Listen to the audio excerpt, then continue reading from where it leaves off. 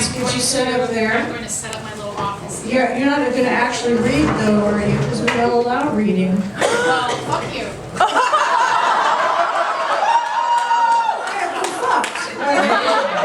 Here's your 20. Was it consensual? Ooh. Really? You don't want me to read? So you actually were planning, here, we can work together. It's all like yes and. This is a story. I'm not a performer. I've heard that before. And Use the mic, let's talk, let's get together on the microphone. Sure. this will be done in over less than 5 minutes. Okay, so you brought something to read. Yes. Okay. Well, since I wasn't clear, and you are clearly awesome, shall we let her read this one? Okay, have at it. Ruthie Fudge! It's going to be really hard to follow that wonderful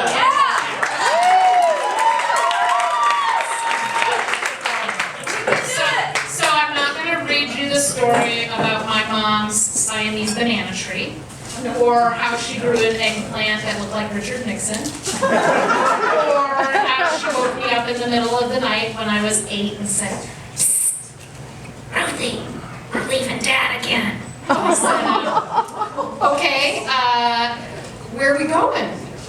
You're gonna love it. It's safe, wonderful people there. It's Gary, Indiana.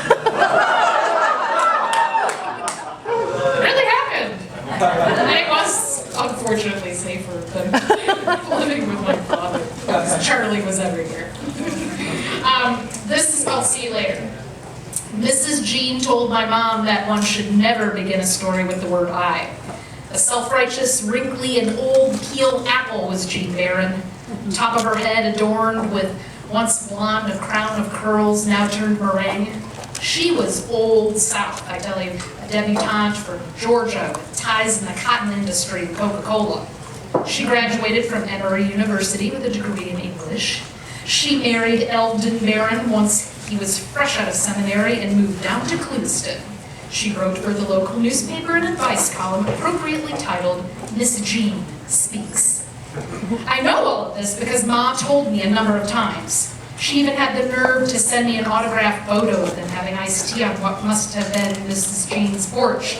There was hardly ever a call or letter that did not reference her. She was what Mom called a blowhard pussycat, wielding her education and social standing over her like a cruel dog trainer holds a biscuit over a German shepherd. Mom loved and hated her all at once. See, Mom only had an 8th grade education and earned her GED in her early 30s. She coveted learned people and desperately wanted what Mrs. Jean had, often spouting off Mrs. Jean's rules for living, even though the old bag clearly abhorred her. You can't begin a story with I. Mrs. Jean says so. Mom would prattle on the phone. Mrs. Jean's secret to her famous red velvet cake is beet juice. She added, Mrs. Jean told me never to end a sentence with a preposition. Ruthie, what's a preposition? I'm writing a story and I don't want to ruin it with something sounding like a hillbilly. why do you even care about what she thinks? Just write your story, I tell her. Mrs. Jean says I'll never be a good writer. She says that some people are just simple, valued because we need to do God's work. Ma would say with a gooey combination of embarrassment and flattery. What a bully, I hated people like that, but often spared my mom the unsolicited advice to save myself a verbal game of tug-of-war. It was 6 in the morning, mid-October, when Mom called me with the news that Mrs. Jean had died. I was still dreaming when I answered the phone. Who? Mrs. Jean Fig Barron, the advice columnist. She was such a fine lady. Ma declared, what? She's a total bitch to you. Why do you even care? I sleepily snarled. Because she gave me hope. She gave me hope.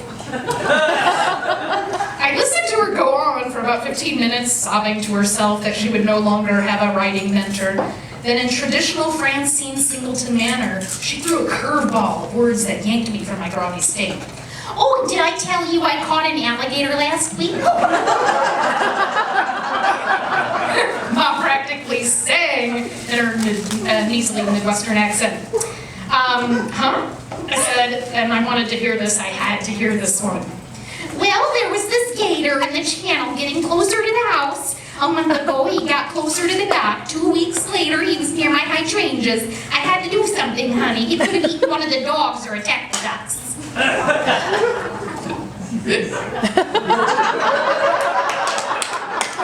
Or he could have hurt you. What were you thinking, Ma? Ma sighed and was clearly annoyed. Well, I did try. I called the DNR office in Okeechobee, which was, as you know, on the other side of the lake. And there's only one highway that goes around this lake. It took an hour for him to get here, she said. So the officer helped you? I grilled. No, he was useful as tits on a board. The office... And my mom really fucking sounds like this. The office sent me something that reminded me of Larry, Daryl, and Daryl from the Bob Newhart show. Tougher than a box of rocks. The guy set a trap with bait and it just didn't look right. I told him the turtles would get it before the gator got it. It just didn't look right, like enough meat. I mean, I wouldn't even eat it.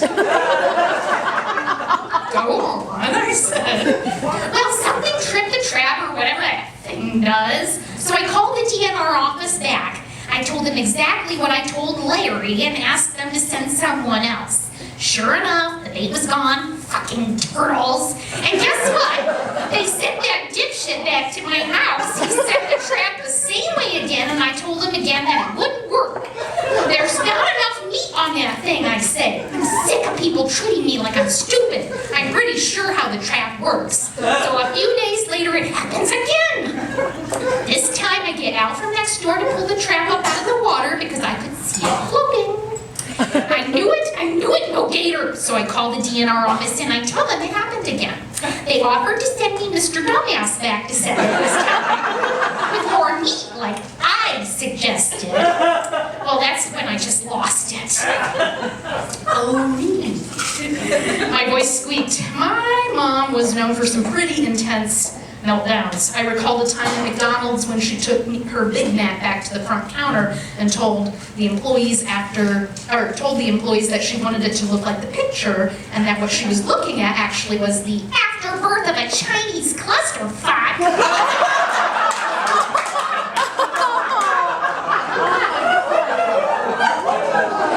I kid you not, my mother said those very words. She was a whirling dervish of obscene, idiomatic expressions. That was after the first Star Wars movie came out and all of the cashiers were dressed like characters from the movie. A very startled Princess Leia and Han Solo promptly refunded her money. They were too scared to attempt to make her another sandwich. I melted into a puddle on the floor next to the French fries. I couldn't avoid being with her growing up, so when I became an adult, I made the point to not eat publicly with her. And I laughed after she told me this. What's so funny? She pushed through her teeth. Nothing, Mom. Just thinking about the past. Please go on and tell me what you did. Well, She paused. I told him right there. I said, hold it. I'm Fanny Singleton, the receptionist for the Lewiston News, and I will tell everyone what a bushel of morons work for the Florida DNR. She proceeded to shout. And you know what? I'm going to catch that fucking gator myself. I'm going to go to the Piggly Wiggly, get a tub of beef fat, a couple quarts of chicken livers, and I'm going to stuff that shit in some pantyhose and catch that motherfucker myself! No, I'm going to pee my pants.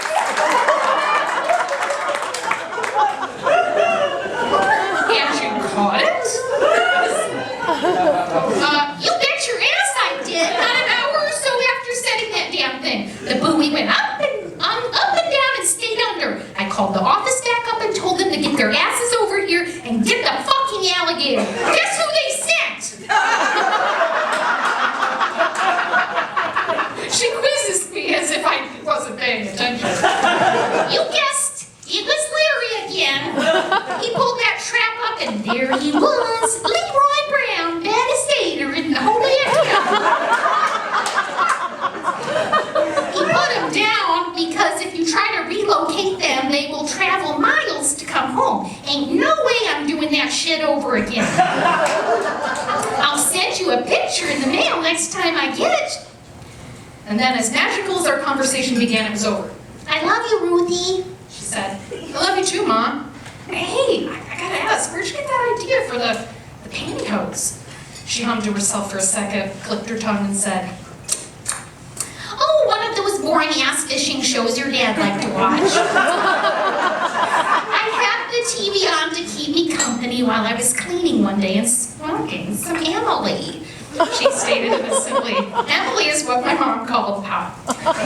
She had been smoking for so many years that she was so paranoid to say that she smoked reefer over the phone, so she called it that. Why? I have no idea. I just wanted to hear more about Leroy the alligator. She dove in again. I saw it, didn't think anything of it. Then when I was watching MacGyver the night the little shit came into my yard, I thought it just seemed like it would work. And she hung up the phone before I could say anything else. I sat there until the phone emitted a busy signal because I was that stunned by the story. I didn't talk to her for a while after that. I told all my friends, but no one believed me. She eventually sent me a picture with my Christmas card. There she was, crouched next to a 7-foot alligator with the man she referred to as Larry. She was smiling as if she had experienced some mystical transformation to a second childhood. A deliriously happy woman posed next to a prize catch. She signed the card. Oh ho ho, see you later, alligator.